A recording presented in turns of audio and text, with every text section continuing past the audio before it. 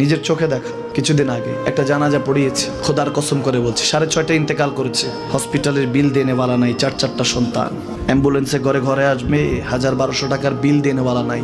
কি বুঝলেন? ক্ষণস্থায়ী দুনিয়া। মুমিনের কম থাকলেও আমি বলি, কেউ যদি এসে বলে হুজুর একটু দোয়া করেন, খুব পেরেশানিতে আছি, আমি তার হাত চুমু খেয়ে বলি তোমাকে মোবারকবাদ, আল্লাহ তোমাকে ভালোবাসে। পেরেশানি তো মালিক দেয়, এই জন্য এটা রহমত মুমিনের জন্য। পেরেশানি দেয় যখন ফেরেশতারা বলে আল্লাহ চাইতেছে টাকা পয়সা চাইতেছে, বলে এটা কি? বলে ফাসেক, দে বিদায় কর। তার চাওয়া চাই, বিরক্ত লাগে, বিদায় কর, কি লাগে দে।